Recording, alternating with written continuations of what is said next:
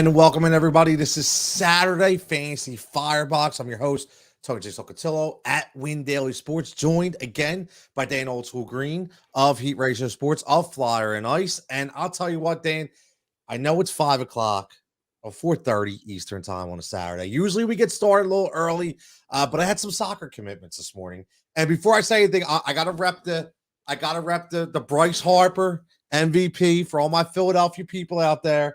MV3, a stellar season. But Dan, what's up, buddy? How you doing?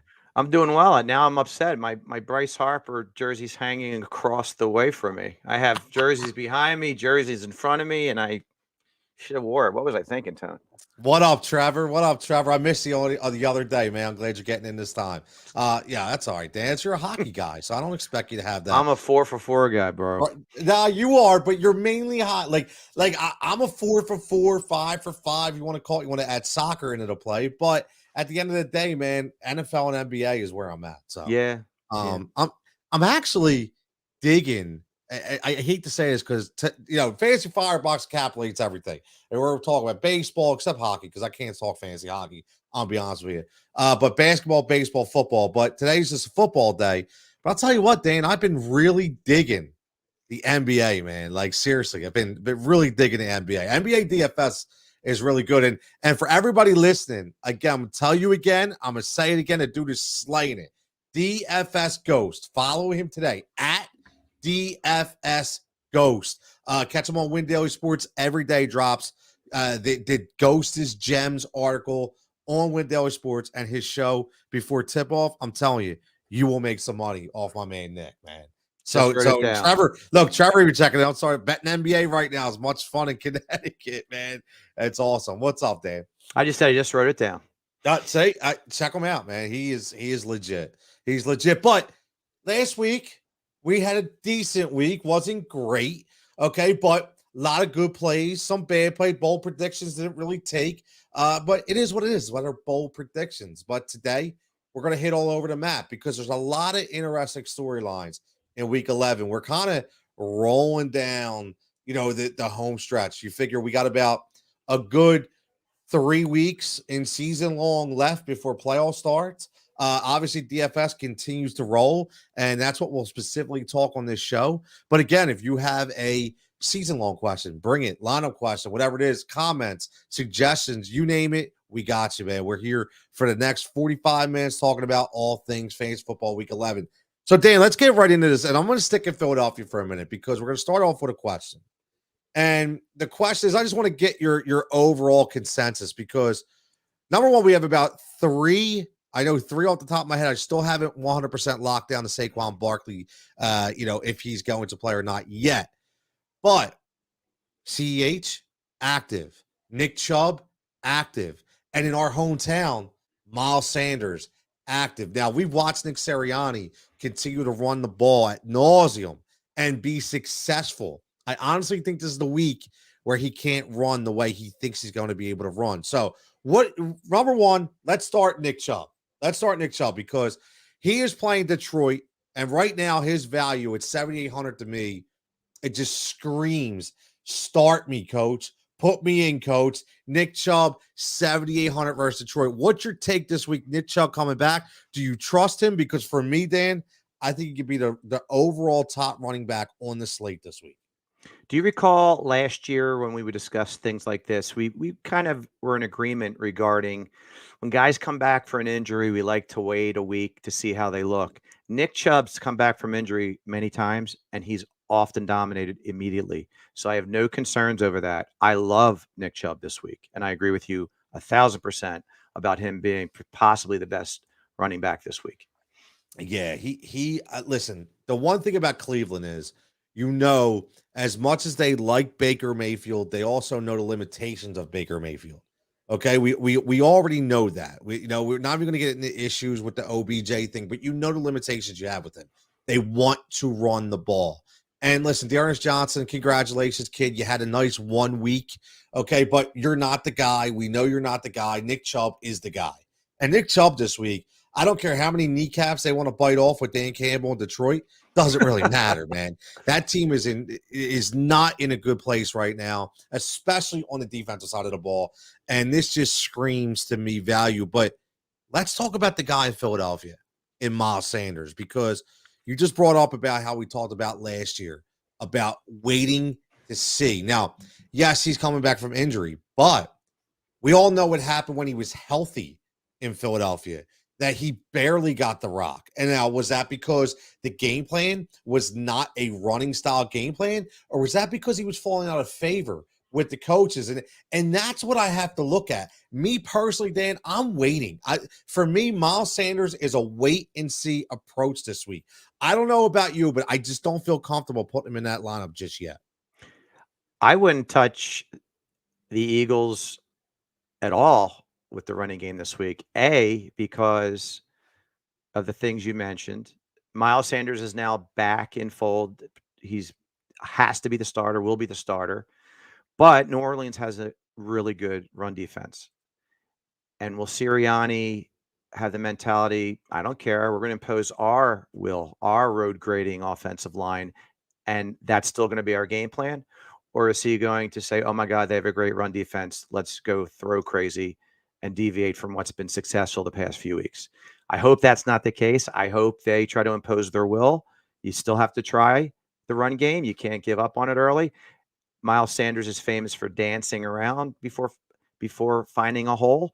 That's part of his issue. LaShawn McCoy used to have the same issue, and coaches would get frustrated. But for every 1 yard run, he could bang out a 20-yard run, whereas the other two guys hit the hole. And that's why, if you recall, Gainwell was getting the goal line touches because he just went right to the hole. He didn't dance around. So I believe there's a little coaching issues with Sanders and his dancing technique, as it were. But I agree with you. I don't touch any Eagles running backs this week. Yeah, I mean, listen, you hit the nail on the head with, you got to be north to south with this offensive line. East to west is not the way you're going to run. These guys are road graders, but New Orleans, here's why I look at this game, and it's still from a fantasy standpoint. Even though we're talking about Miles Sanders, we could just talk about the Eagles in general, because the Saints are dealing with one of their top sack leaders. He is out on their defensive line. I understand that. But you have a coach over there in Sean Payton who knows that the way to win this game is to stop the run and make Jalen Hurts beat you, because what you're going to do is middle of the pack, 257 yards of passing offense is what the New Orleans Saints give up, but 11 interceptions, third in the NFL. He's going to go up against Marshawn Lattimore. He's going to go up against Malcolm Jenkins. And Marshawn Lattimore wasn't even healthy, over the last few weeks, and still has been graded out as a top 5 corner in the NFL, if not the top corner in the NFL. Just got the cast off of his thumb a week and a half ago, and now he is ready. He is primed to be reading those eyes of Jalen Hurts, who is undoubtedly going to throw at least one pick. That's one of my bets this week. The over on the 0.5 interceptions, because I swear it's going to be a 1 pick to 2 pick day for Jalen Hurts. But that's why, to your point, Dan, I'm not looking at any Eagles this week. I'm not. They're 0-5 or 0-4 at home. Unfortunately, I think they're going to be 0-5. I don't like this game. I don't like the matchup. So fantasy-wise, even though Jalen Hurts has been really good, this is the 1 week that I'm going to stay away. Now, Trevor checking in says, all right, who do I start? Hollywood Brown has been declared out. I got Jarvis Landry, Callaway, and Claypool. Who do I start? Now, Callaway, I'm sorry. I mean, listen, the quarterback situation in New Orleans, it scares me, man. It just, are you all in on Trevor Siemian? I don't know. And here's the thing, Alvin Kamara is out.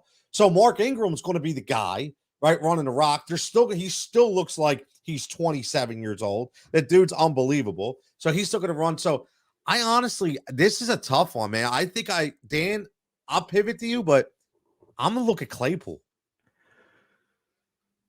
That's a tough one. I mean, Deontay Johnson, Claypool, Jarvis Landry. You just mentioned it's going to be a Chubb week, and a lot of your thinking, and it kind of goes back to Chubb and Dearness Johnson, as you mentioned earlier. If game script happens a certain way, that's something to think about too. If it becomes a blowout early with Cleveland, then Dearness Johnson does get some touches. They rest Chubb, and then they don't throw as much.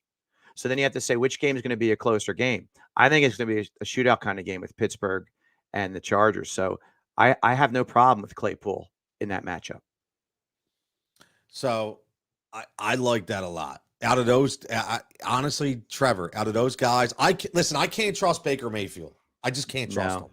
Right. And I can't trust Trevor Siemian. At the end of the day, even though I'm not a huge Big Ben guy, when I get questions like this, the first thing I do is look at who's throwing the rock. And as much as I'm not a Big Ben guy, I trust Ben more than Trevor or Baker. So that's where I'm at. Now, Smokey the Cat checking in says, guys, Wilson or Tua, Deontay Foreman or Bateman at flex. That now, before I get into the quarterback, this is the hard part about Rashad Bateman. I like Bateman, but here's the issue. Again today, Lamar Jackson placed on the questionable tag again with a mysterious illness, non-COVID related. I have a big gut feeling that he's not going to play tomorrow. So that hurts the Bateman value, in my opinion. That hurts the Bateman value. As much as, you see the different style of running out there in Tennessee, whether it be Peterson, whether it be McNichols, they are playing the Houston Texans. Okay. So, and they are playing home with Tennessee. There's a reason why Tennessee's the best team in the league. The one thing I like about Foreman is they're not afraid to give him the ball at the goal line. They really like him. And I'll be honest with you, Dan, I've said this before and I'll say it again. Fantasy's not just about stats. It's got to pass the eye test. And I watched the Tennessee game and I watched the speed and the physicality with Deontay Foreman is running. He is the number one back on that team right now in Tennessee. It's not Adrian Peterson. It's Deontay Foreman. So I would start Deontay Foreman. And I'll tell you what, man, the Wilson or Tua effect here. Here's the thing. Russell Wilson to me, that Seattle team, I know he's just coming back from the thumb. Last week he didn't blow any records. He was only the problem I had with last week, Dan, is the thumb's bothering him. And here's why. He is a career 71% completion percentage passer. Last week, 50%. 20 of 40. That shows me he can't throw the ball the way he wants to.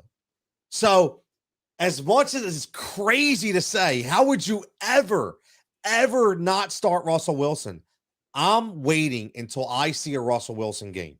Okay? So, I'm going to go crazy here, Dan. I'm going to go crazy.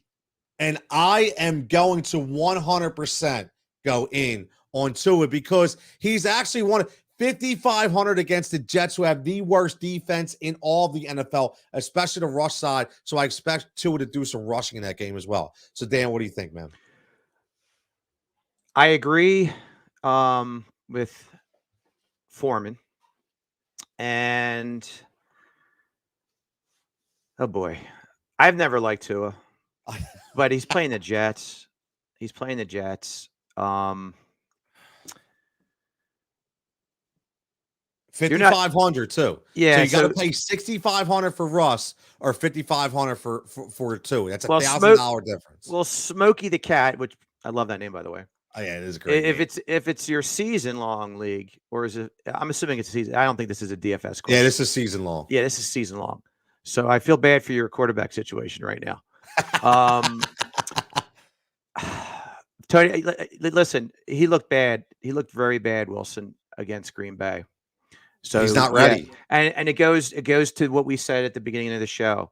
Generally, wait to see what a player looks like after they come back from injury. What did you see from Wilson last week when he came back from injury?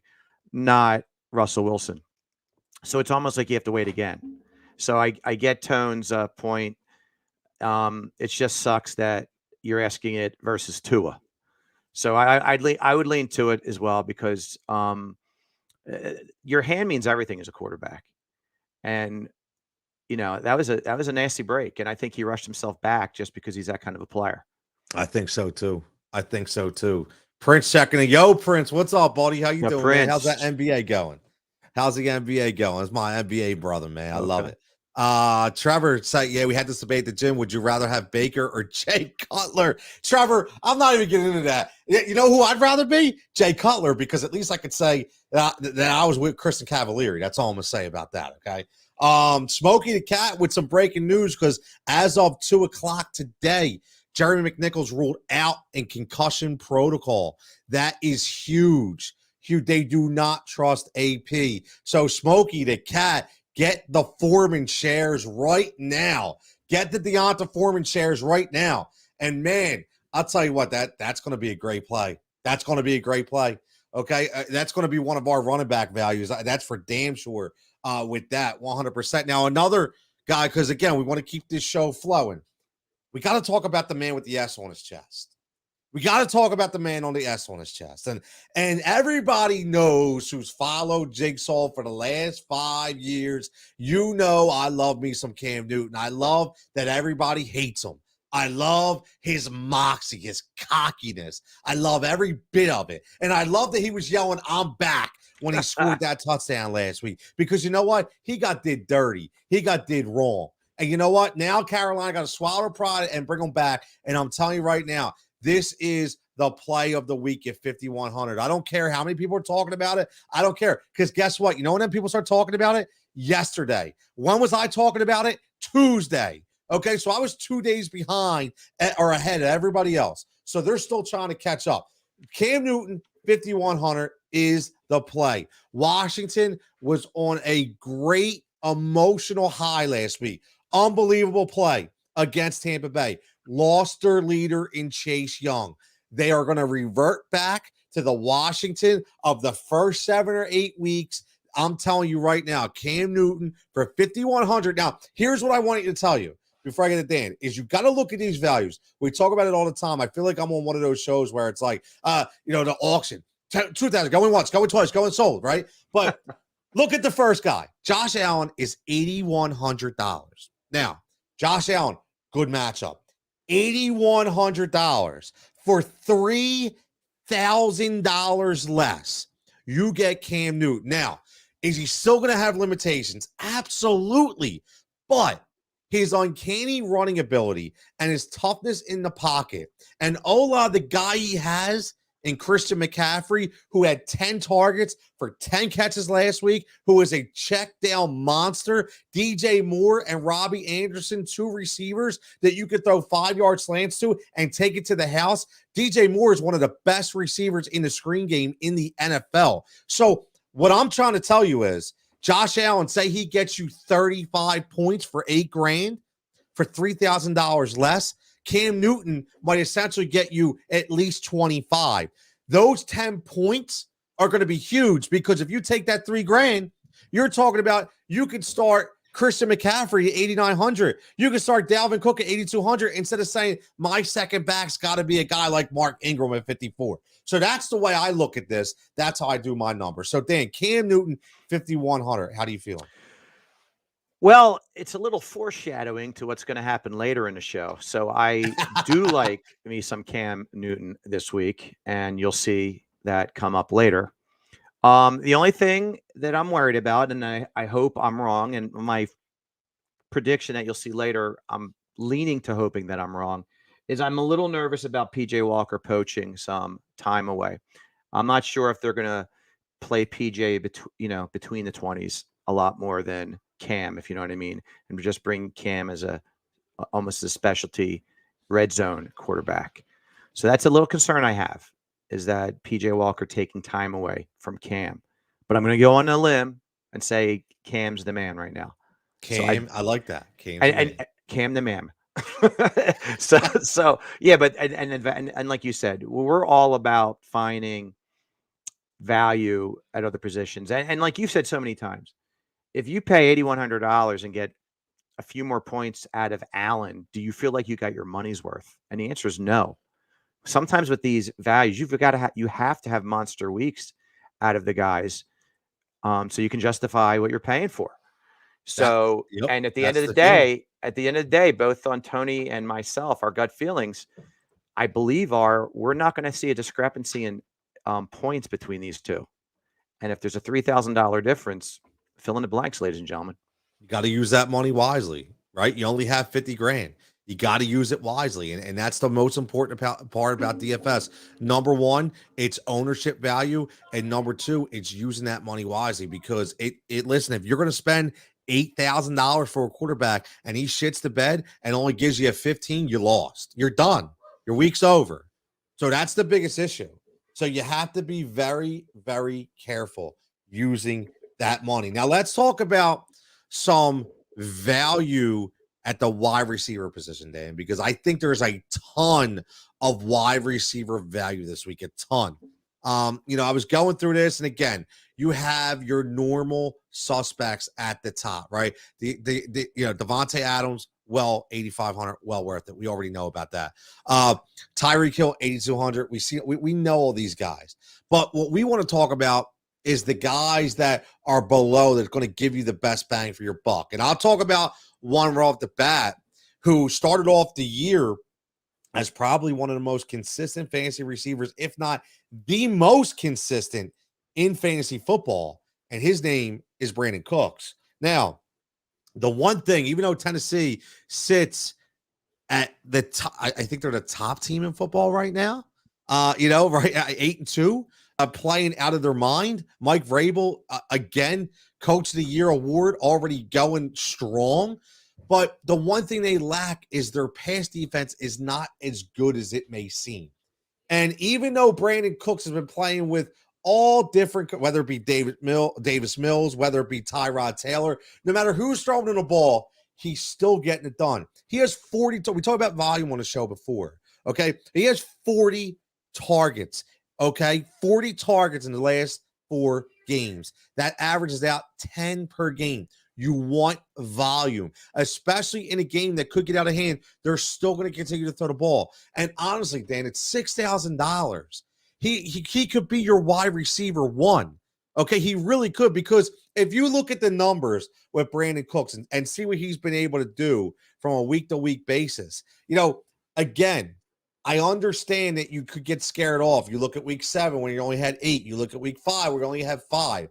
But you got to look at the targets. I'm looking at sheer volume here. In week 6, he had 13 targets. Okay, week 7 and 8, 7 and 6. Week 9, 14. He is always heavily targeted. So, again, Dan, $6,000 to me. Again, this is a value guy. I'm not saying start him as your wide receiver one. What I'm saying is he could essentially be your wide receiver one at 6,000 and be a really nice building piece when you talk about your receivers in DFS. I couldn't agree more. He's a top 8 volume guy. And the guy that I like is DJ Moore, who is extremely affordable this week as well. Just $100 less. Right there. $100 less. And DJ Moore is a top 4 guy of late regarding targets. So if we are both high on Cam Newton, who's his best weapon to throw the ball to? DJ Moore. DJ Moore. Now, we both like DJ Moore, but my man Jovan's second in, and it looks like he likes him some Robbie Anderson. So he's like, I'm looking at Robbie Anderson as a flex sleeper in DFS against Washington. Defense that has allowed. See, this is why I like Jovan. He checks in. He always lays the stats out for me because, I do the research, you do the research, but I always miss things. And Jovan's always on here. Follow him at J Alfred on Twitter. Okay, does a lot of work for DraftKings as well. You can see him post his plays. A great friend of the show. Been on the show. Got to get him back on. Always checking in. Much love. Loves Robbie Anderson. I like both. I like DJ Moore and Robbie Anderson. I do. And now I didn't even realize the 12 touchdowns to wide receivers. I knew they were bad in the beginning, but that even makes me like them even more. So I really, really love the Carolina receivers this week. I like Carolina as a whole. I just don't know if I want to pay $8,900 for Christian McCaffrey. That's a huge number. Well, I mean, Robbie Anderson, was he 4,600 this week? Yeah, Robbie Anderson is 4,600, man. That's a really good value play. And that's right. So if you want to load up somewhere else, you can literally take a flyer on Robbie Anderson, and that you wouldn't be wrong. I mean, I could see some go routes in this game. And think about it. Is it a coincidence that the first week that Cam Newton's back, Robbie Anderson triples his yards per catch average and scores a touchdown and doubles his targets over that he's received in the last 3 weeks? I mean, is it a coincidence? I don't think so. I think there's some listen, he walked in a situation where chemistry can easily be refreshed and brought back. They've had some bad quarterback play. So I think there's like a rejuvenated team over there. And I think they want to prove Cam right. A lot of people have Cam as the villain, but clearly his teammates don't mind him, right? So that's important. I mean, look at the quarterbacks they've been dealing with. I mean, it's just bad quarterback play. So I think it's refreshing to have Cam back for the DJ Moores of the world. I mean, I was even watching. I mean, think about it. Think about what it does for C-Mac. I mean, the checkdowns, the running game. They're going to do a lot of. Is he going to run it? Is he going to pull it out? Is he going to pull it out of Christian's belly? Is he going to give it to him? There's so much that can be done with Cam, and again, especially inside the 20.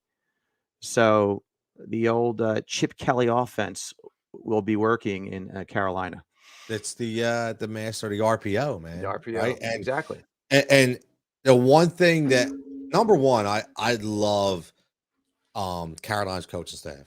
Number one, I'm a big Matt Rule guy. Love Matt Rule, local guy, meaning Temple made, right? So love Matt Rule. He already has shown the ability to be able to coach at a high level in the NFL. Love Joe Brady as the offense coordinator. And I think Joe Brady was very limited, with Sam Darnold. And I think he knows that. And now you're going to start to see, once Cam gets back into that NFL game shape, you're going to start to see it all come to fruition. I just like the fact that Cam has already been trusted to run the ball. They didn't try to fix Cam. They went back to what works with Cam. And that's what I like it. Now, Smokey the Cat checking in again says thoughts on Gallup with Amari out for the next 2 weeks, a must start. Here's the thing. Kansas City, really bad defense. We already know that. CeeDee Lamb, you see what he did last week. Obviously, he's going to be the number one guy, but Michael Gallup, the funny thing about Michael Gallup was last year before he got injured, he was always my sleeper guy because he's the long guy, in my opinion. He's the guy who's going to go long. And last week, you've seen it already. He had a 14 yards per catch average, 5 targets, 3 catches, 42 yards, just getting back in the swing of things. Do I think he's a must start? I don't know if he's a must start, but if you're looking at season long, like I know personally, I've been ravaged by injuries. I have DeAndre Hopkins. I had Michael Thomas, who I thought was going to come back. I had Julio, Calvin Ridley. Okay. I had Julio Jones, who's missed a lot of games. So I've been actually plucking guys off the waiver wire. I've been rolling with guys like McCole Hardman. I've been rolling with Hunter Renfrow. It's been like my wide receiver one.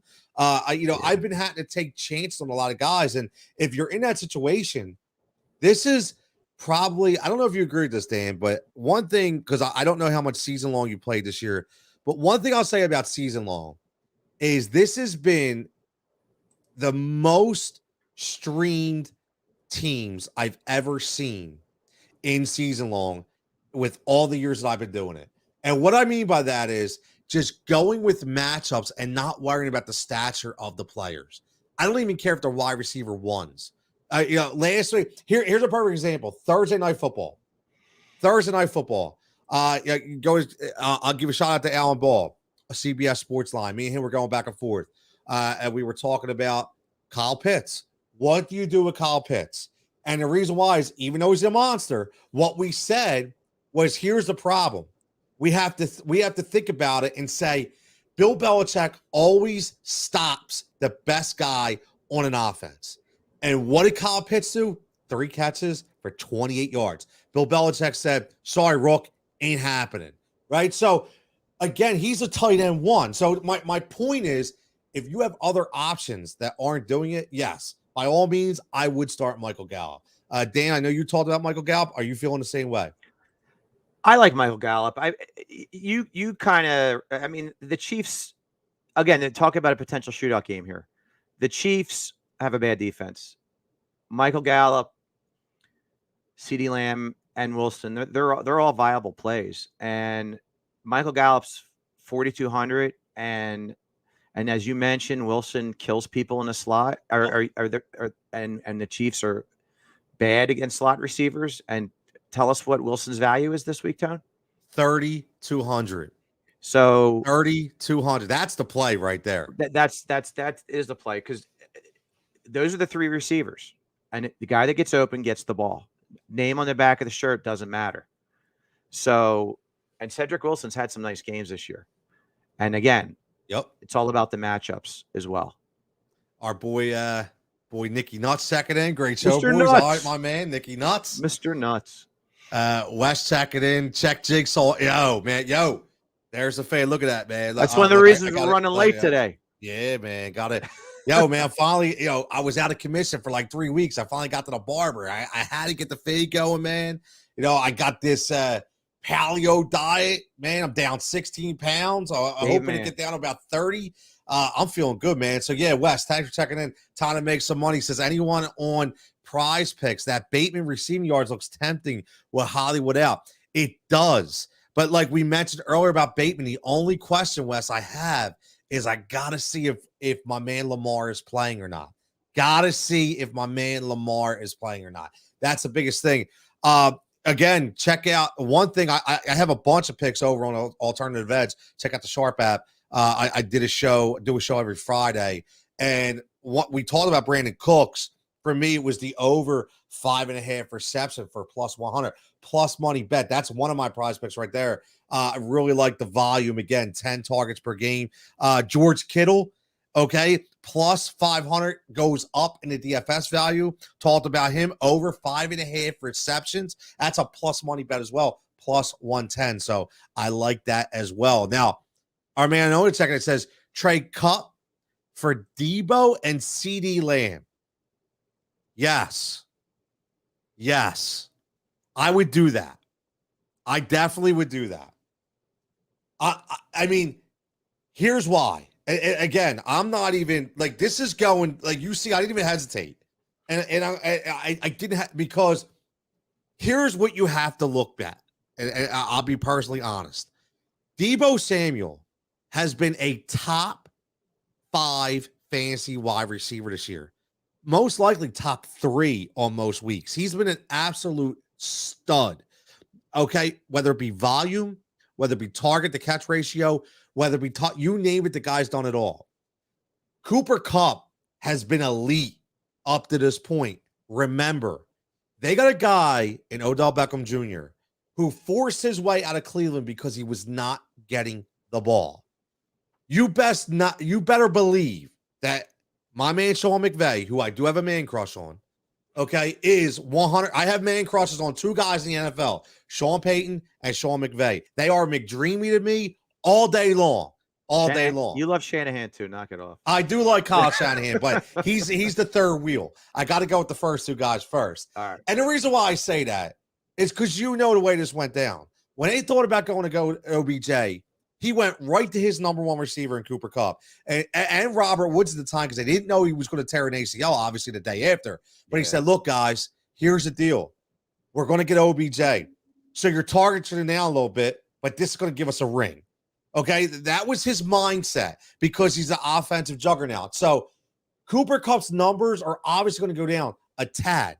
Okay? Now, are you willing to take that? That's fine. But if you can get Debo and CeeDee Lamb, who you just seen what CeeDee Lamb did last week, I'm in, Dan. I don't know about you. You're getting 2 number 1 receivers for another number 1 wide receiver. It's a no-brainer. Yes. And with Cooper out, Lamb's value even is better. And Debo is now they're using him at running back at times as well. They're using him in gadget formations left and right. He is a beast. So you got Samuel and Lamb for Kupp. You're essentially getting 2 number 1s for a number 1. Do it all day. All day long, right? Wes says the Cooks play is nice, but any Texas proper DFS makes me vomit. Listen, Wes, I get it, right? I 100% I get it. I do. But here's the thing. I am looking at this play as a strictly volume play. I don't think there's no way, in my opinion, that this doesn't hit. And the only reason why is because this game's going to go one or two ways. It's going to go one way with the NFL has been so unpredictable, where Houston's actually going to play up against Tennessee. And if they do play up against Tennessee, that means Cooks is going to get the volume. And if they get blown out in garbage time, Cooks is going to get the volume. So at 5.5, to me, that number that he's already hit 70% of the time this year, I got to be all in on that. That's the only reason why. But I get it. It's really tough to put all your eggs in the Houston Texans basket. I completely agree. Smokey says if Lamar plays, Bateman or Gallup. If Lamar plays, Bateman or Gallup. That's an interesting one. You know what? I'm going to go Bateman. Yeah, me too. Because I have Brown almost as a must play this week. So if he's essentially filling in for Brown, I agree with that. Yeah, 100%. I mean, he was just as of 4:26 p.m. We're getting breaking news here, and Smokey already let us know. So Smokey, thank you, because obviously we're not looking at this when we do the show. 4:26 p.m. He has been downgraded to out for Sunday's game against the Bears, and the Bears are not a very good passing defense. They're not a very good defense at all because their man Khalil Mack is gone for the year. Broken foot. Okay, gone. So this is Rashad Bateman all day, in my opinion, over Michael Gallup. I mean, listen, the one thing you just have to look at, we've been talking about volume this entire show. Just go back his last 4 weeks that he's played, and you're talking about an average of 6.5 targets per game. He's getting the volume. He's averaging over 15 yards per catch with a long of 35. This kid is legit. He is for real. So I 100% jump on the Bateman wagon as long as Lamar plays, as long as Lamar is healthy. 100%. That to me, that's a no-brainer, Dan. I mean, he's gotten 8. It's all about volume. He's getting 8 targets the past 2 weeks, 6 the week before. Brown is out. It is a slam dunk. It just sucks that you have that huge question mark with Lamar Jackson, and and the NFL has been usually where they kill us with the last second scratches, as it were. You know, like hockey scratches. I think I'm using a hockey term. Sorry, that's all right. But in football, like you at least we're getting notified earlier this year. It seems like than in years past. So hopefully we will get word on Lamar instead of literally 10 minutes before kickoff when we're screwed with our lineups and stuff. Yeah, no, 100%. But I want to address something real fast. Was it Wes earlier? I agree with Wes, unless there's the mindset's different regarding this philosophy that I have. But I've always had with year-long fantasy, I avoid players from bad teams. That's like a mindset I have. So getting back to Cooks, but your philosophy of him he's the only player on a bad team. So the volume is going to be there for him. But I get Wes's trepidation with he seems like he has my mindset avoiding players from bad teams. But your explanation is spot on though. So I just wanted to I kind of wanted to put the devil's advocate side out there. Yeah, no, I mean, you're right. I get it. I get it 100%. It's tough, but Wes, I'm glad you said that. I got another one for you, Wes. Another one that I really like too is the Dalvin Cook double bet, which is the rushing receiving over of 108 -5 or 108.5, which is a -115 bet. Green Bay on the road this year, 105 yards on the ground average per game. Dalvin Cook will finally see all the volume. He's back 100%. I know he was really good last week. He's going to be good again this week. Okay, 100% in my opinion. This is he's been over this number 5 or 7 games. So 100% to me, the rushing receiving bet of 108.5 is a way to go on Dalvin Cook. Now, another question coming in, how about Scary Terry and Ingram for DraftKings for DFS. Now, Or I love Mark Ingram. Is that definitely the question, or is it for DK Metcalf in a trade? Yeah. You know what? Okay, well, let's do both of them because I love Mark Ingram in DraftKings for 5,400. Yes, so do I. Right? I mean, he's the number one guy. And if you have any question on what he's able to do, he had 7 targets last week, 4 catches for 61 yards. This guy is mind blowing to me that he's been able to play at this level for this long, and he will continue to do it again this week against the Eagles. So for 5,400, you're getting a number one running back, in my opinion, who's going to give you 20 plus points. So Scary Terry gets the volume every single week. He just hasn't produced the points that you would expect. Now, if right, okay, for DK Metcalf, we got you. Okay, so would you trade Scary Terry and Ingram for DK Metcalf? Anytime, in my opinion, that you can get a guy of DK Metcalf's ability and stature, I have to look at it only because Mark Ingram is going off right now because there is no Alvin Kamara. Okay, so remember, when Alvin Kamara comes back, it's Alvin's show, and Ingram becomes the RB2. So you're essentially trading a RB2 and a wide receiver 1B, in my opinion, for a wide receiver 1A. Dan, I don't know how you feel about that, but I love DK Metcalf. I think he's a top 10 receiver. Scary Terry has the volume, but he just hasn't produced those points. I mean, the only thing you have to consider is what we talked about earlier. What's the long-term prognosis of Russell Wilson? Yes. If Russell Wilson becomes Russell Wilson, I would do it in a heartbeat. If Russell Wilson continues to struggle, I would not. That's a good point. And again, you can go quarterback versus quarterback, right? You could say, okay, well, what if we're talking, what do you call it? What if we're talking Taylor Heineke versus Russell Wilson, right? That's essentially that's what you have to look at. Yeah. Right. So, and you're going to go Russell Wilson all day. No disrespect to Taylor Heineke, but you're going to go with Russell Wilson. So I think that's obvious, right? I think that's obvious. Now we got a question again.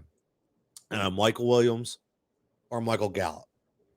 Now, this is an interesting one.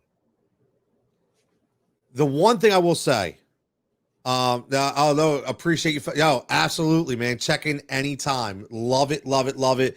Usually Saturday mornings at 9:15. We went over a little late today, which, it is what it is. We appreciate checking in as always. Make sure you subscribe to the show. Give us a like. Give us a comment. We greatly appreciate it. Man, Al checking in. What's up, Al? How you doing, buddy? Alphonse. So let's go back to this Michael Gallup, Mike Williams. Here's my take on this. Mike Williams has not been the same guy over the last 5 weeks. And you know why? Because he's been dealing with a knee injury. He's been battling. He's been battling with the knee. He's not right. He's not 100%. When Mike Williams is 100%, this is a Mike Williams all day long. But my opinion, we talked about going with this Dallas Cowboys offense against this Kansas City defense. Michael Gallup as the number 2 receiver, I go Gallup all day. What about you, Dan? It's funny. It's a shame with Mike Williams. He's always injured.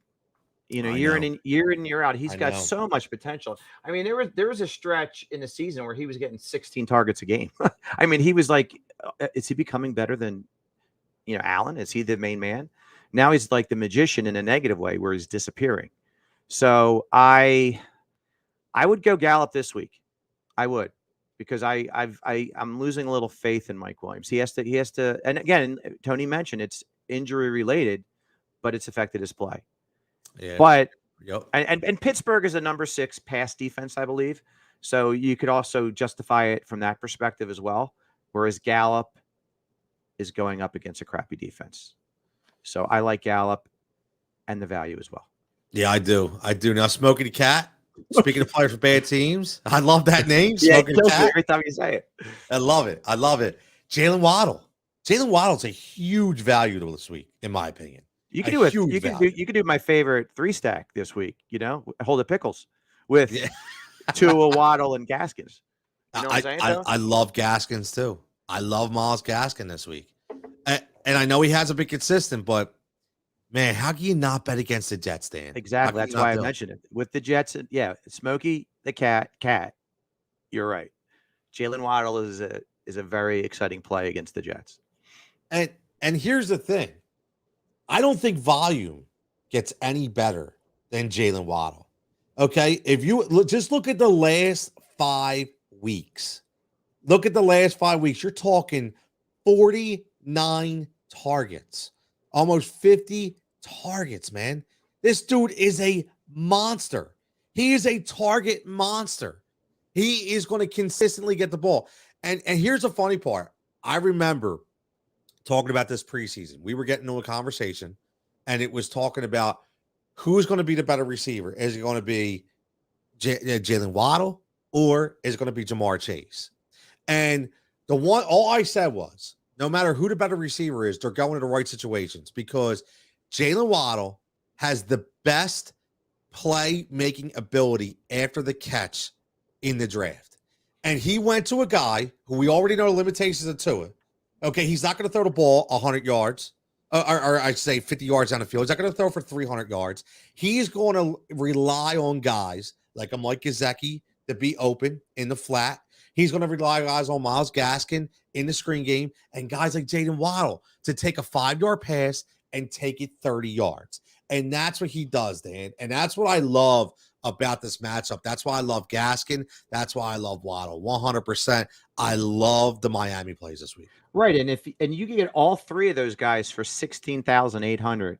And then now you load up on your Dalvin Cooks, your McCaffreys, and maybe if you want to go Devontae Adams and Tyreek Hill, you have options to get some monster players on the board when you take these three guys in a triple stack. They're all under $6,000. It's a great play. I actually had that.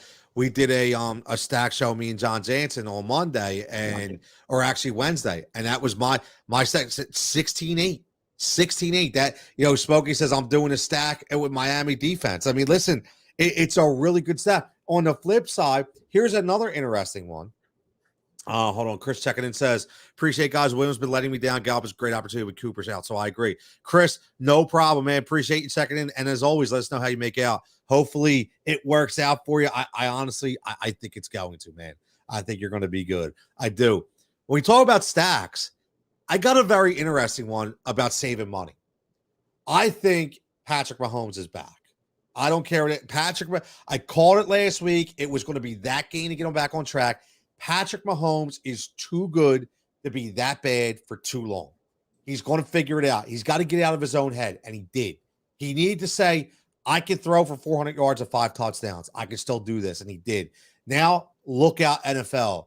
And this week, I love the stack for $18,700 with taking Tyreek Hill out and inserting Mecole Hardman to bring that number down and go on Mahomes, Hardman, and Travis Kelce.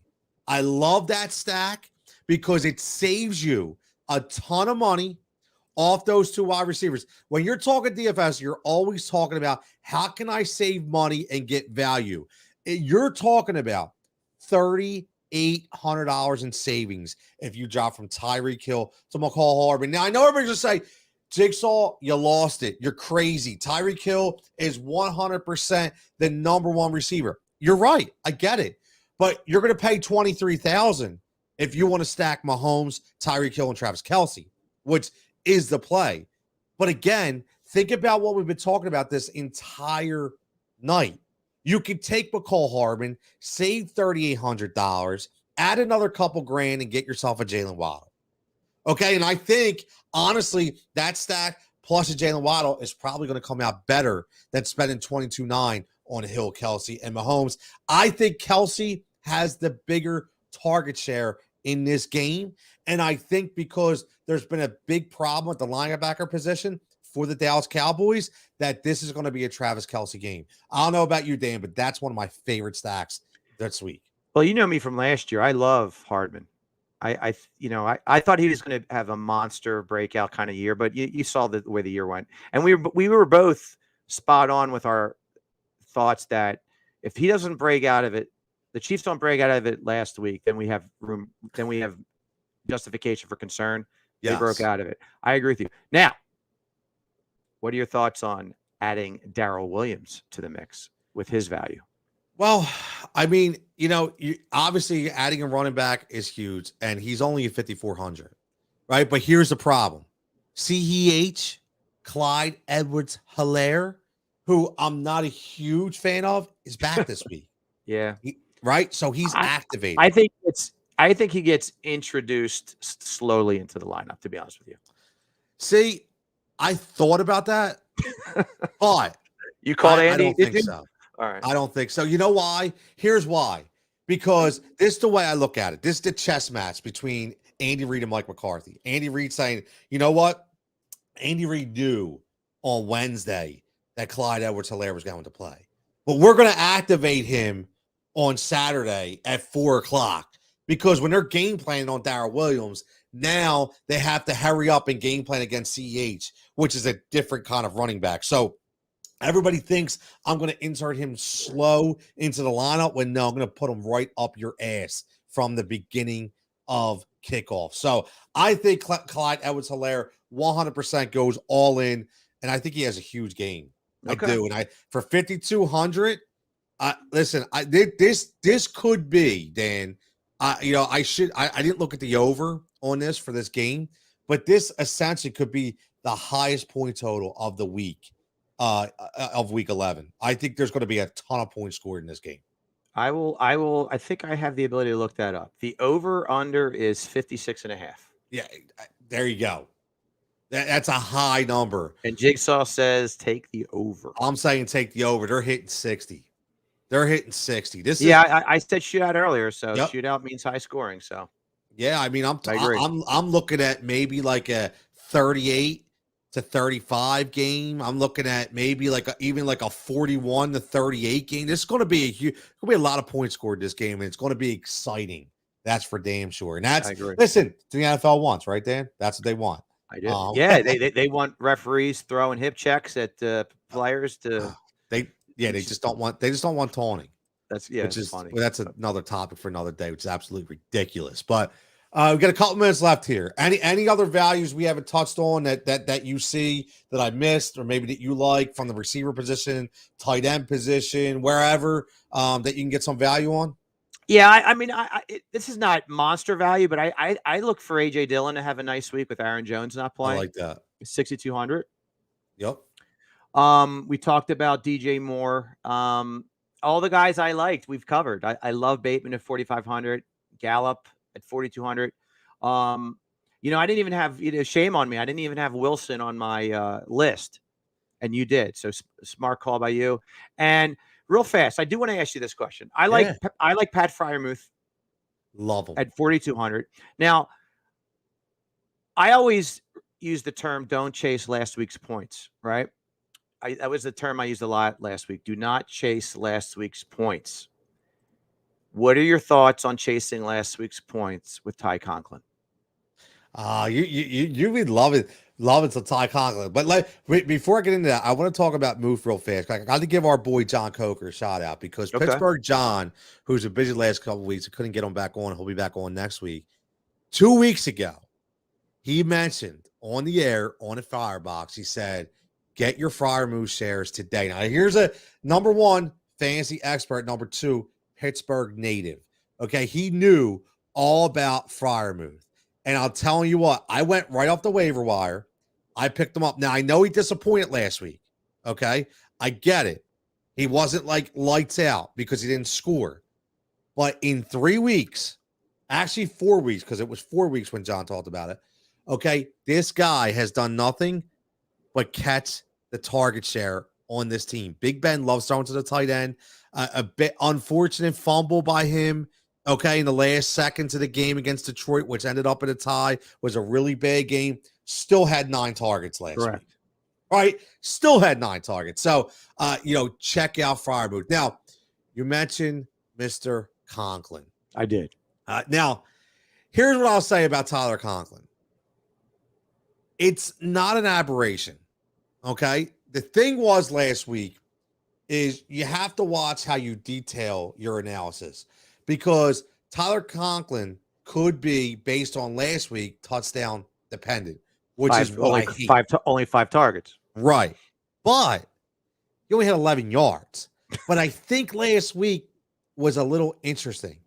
Okay. It was a little different against that Chargers team. The 3 weeks before, he's averaged 50 plus yards receiving and 5 plus catches with 6.5 targets. Kirk Cousins loves the tight end. Loves the tight end. Remember, we came into this year, right? We came into this year thinking who was gonna have the monster year for the Minnesota Vikings. Got injured in the preseason. Okay, their number one tight end. Why his name is completely leaving my mind right now, because I haven't said it all year. I have no idea. So, Dave, you can Google that name so I can get it off my tongue. But Tyler Conklin steps in. Obviously, no more Kyle Rudolph. But Kirk Cousins made a living throwing to the tight end because Kirk Cousins doesn't want to get hit. He loves those little 5-7 yard outs to the tight end. So I like Conklin. I don't think you're chasing points at all. What I would say is you're chasing touchdowns, okay? Because he's not always going to score, and he's not definitely always going to give you double-digit touchdowns. But I don't think you're chasing points, because he's been a steady 10-plus points over the last 3 weeks. So I without a touchdown. So I don't mind that play at all. So you're talking Irv Smith, correct? Yeah, so Irv Smith Jr. Why do I can't believe I forgot about Irv, but I thought Irv was going to have a monster year. Out of sight, out of mind, baby. Yeah. Well, you know what? We get into so many names and so many you completely forget. But I don't think you're chasing points to Tyler Conklin. You're just chasing you're chasing touchdowns. That's all. Chasing touchdowns. But let's get into our bold predictions of the week. We got 3 minutes left on the show, and bold predictions of the week. I'll let Dan go first. We talked about this before. I'm going to throw it up. So, Dan, here's your bold take. Explain. Well, I just think Cam is bringing a epiphany of chemistry back to that Carolina team. He's bringing energy back to that Carolina team. They started off kind of like smoke and mirrors with their, I think, 3-0 record.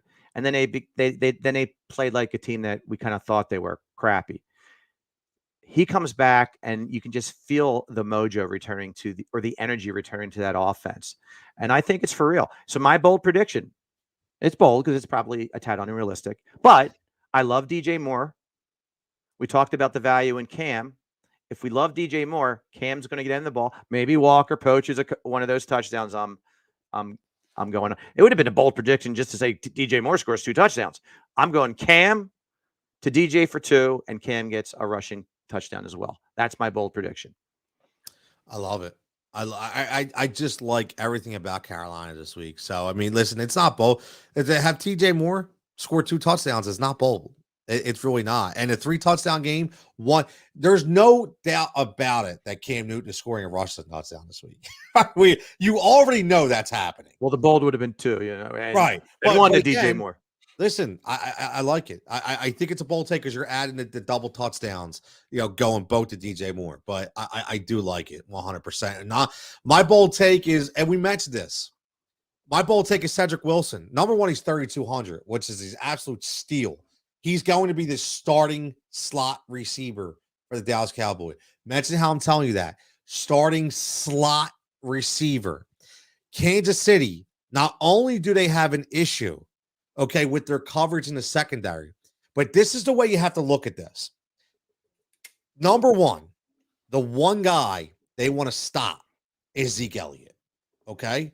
Because let's face it, you're going to want to stop Zeke Elliott, but you also know Dak Prescott can also beat you with his legs as well.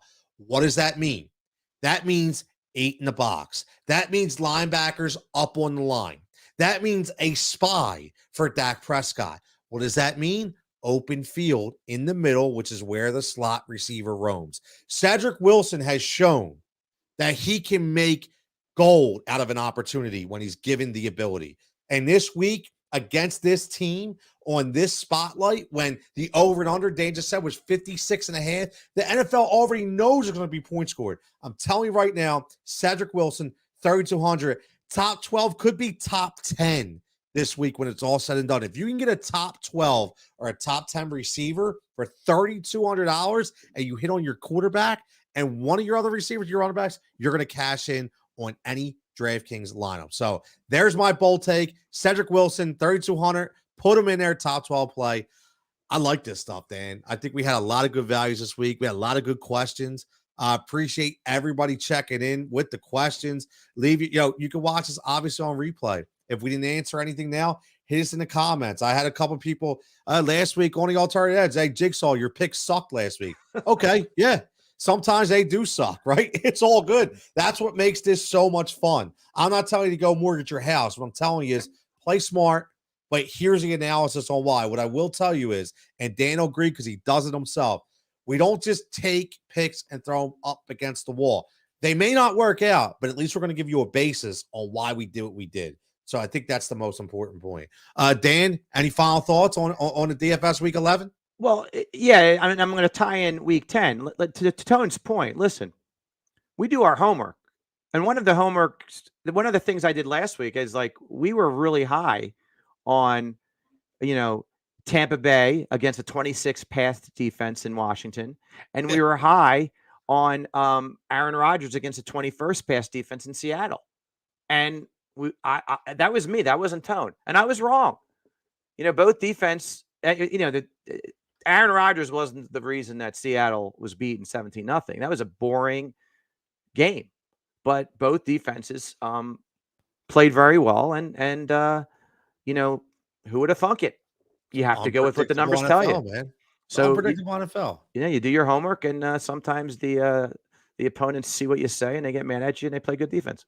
Just remember, there's a reason why DraftKings and FanDuel and all these casinos are making a shitload of money and can give out a shitload of money. You know why? Because they're making money. If you won every week, they wouldn't make squat and we wouldn't have a DraftKings supply, right? So you wouldn't be getting those free picks, those free gameplay. So TS checking in before we go. Start 3. I like these questions.